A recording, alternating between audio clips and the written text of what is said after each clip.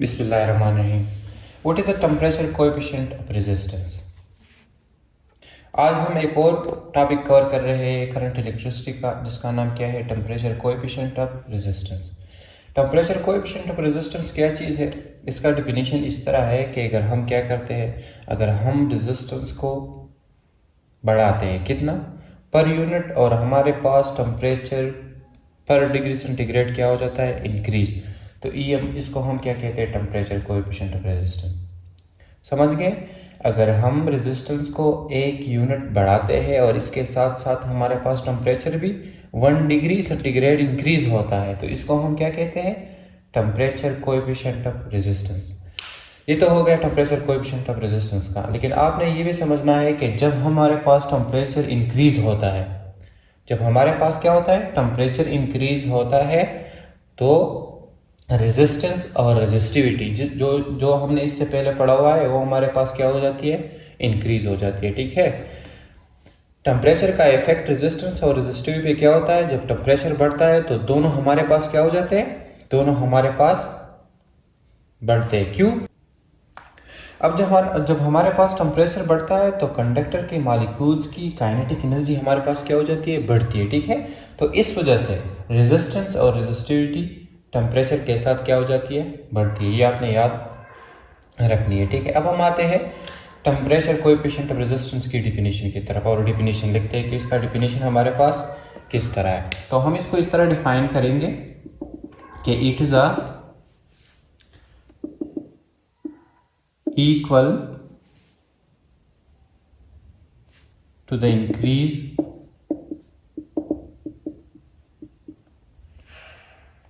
in resistance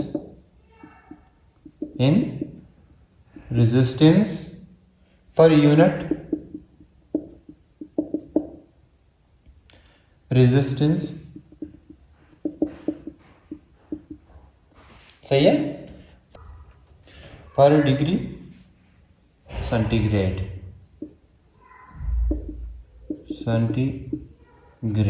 ठीक है। Rise in temperature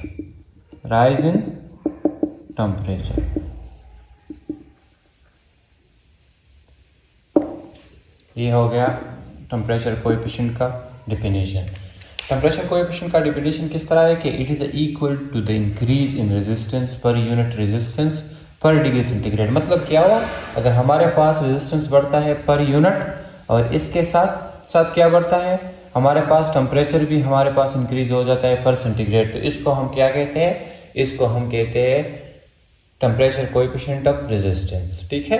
अगर पर डिग्री सेंटीग्रेड हमारे पास टेम्परेचर बढ़ता है और इसके साथ रेजिस्टेंस भी पर यूनिट बढ़ता है, तो इसको हम क्या कहेंगे, टेम्परेचर कोएफिशिएंट ऑफ रेजिस्टेंस। इसको थोड़ा और एक्सप्लेन करते हैं और mathematical form of temperature coefficient of resistance लिखते हैं। तो इसको हम इस तरह एक्सप्लेन करेंगे, ये जो रेजिस्टेंस है ये हमारे पास किस टेम्परेचर पे है, 0 डिग्री सेंटीग्रेड पे, 0 डिग्री सेंटीग्रेड पे। अब अगर टेम्परेचर हमारे पास क्या हो जाए, चेंज हो जाए, मतलब क्या कि चेंज इन टेम्परेचर, हमारे पास टेम्परेचर चेंज हो जाए, तो जो रेजिस्टेंस है वो हमारे पास क्या बन जाएगा, फाइनल। ठीक है। रेजिस्टेंस फाइनल मतलब क्या कि रेजिस्टेंस भी हमारे पास चेंज हो जाएगा और ये हमारे पास फाइनल रेजिस्टेंस। इसको हम इस तरह भी लिख सकते हैं, चेंज इन रेजिस्टेंस, मतलब initial and final minus initial resistance, change in resistance. अब ये जो चेंज इन रेजिस्टेंस है ये हमें पता है कि ये डायरेक्टली प्रोपोर्शनल होगा जो इनिशियल रेजिस्टेंस है। ठीक है। किस तरह, ये जो चेंज इन रेजिस्टेंस है ये इसको डायरेक्टली, अगर इसमें चेंज ज़्यादा होगा तो ये चेंज हमारे पास क्या होगा, ज़्यादा। ठीक है। अगर रेजिस्टेंस हमारे पास ज़्यादा इंक्रीज होगा तो ये चेंज भी हमारे पास ज़्यादा आएगा।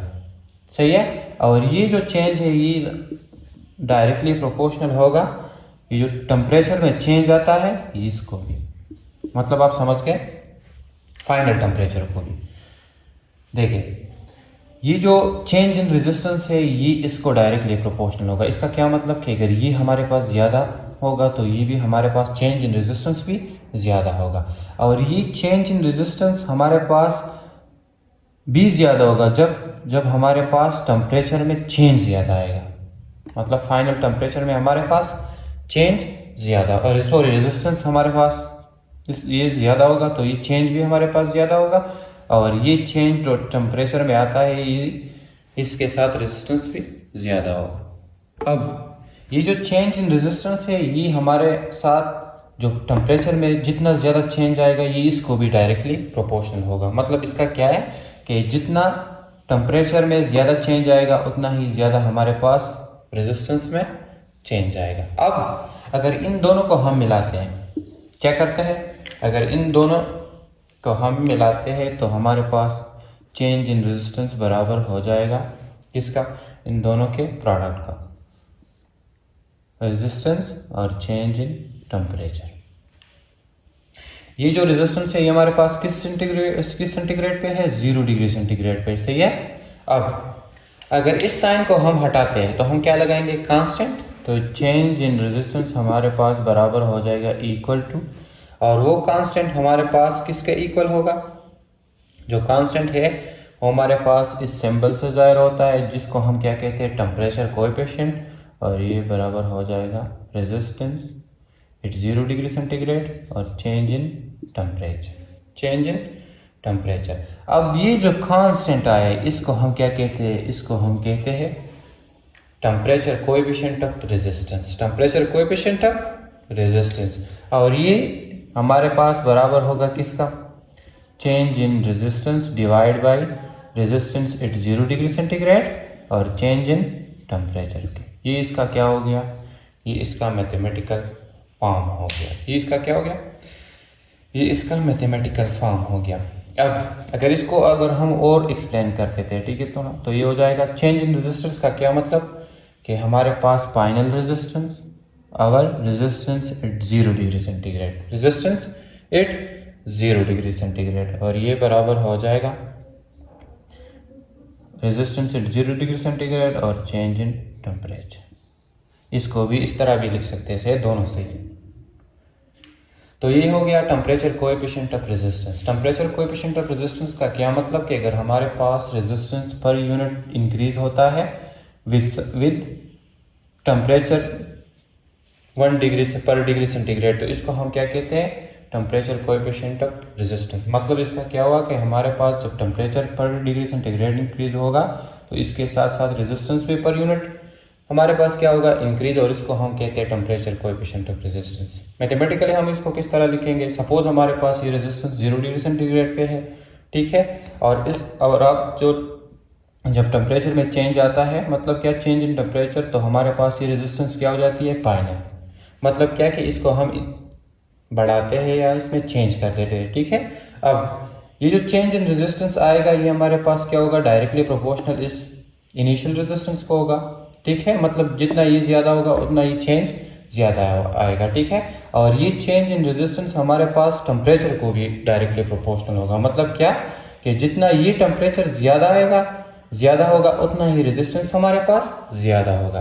अब अगर हम इन दोनों को मिलाएंगे तो हमारे पास ये बनेगा।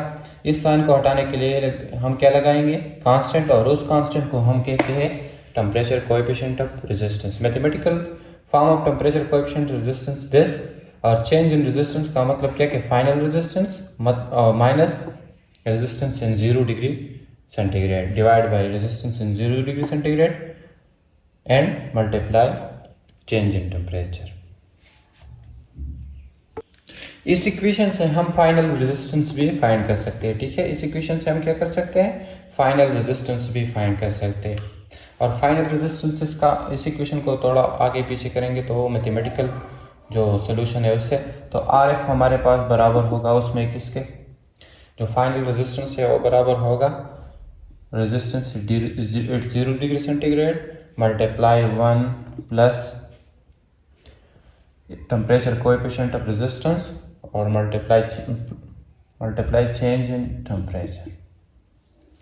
इससे हम इस इक्वेशन से हम फाइनल रेजिस्टेंस फाइंड कर सकते हैं।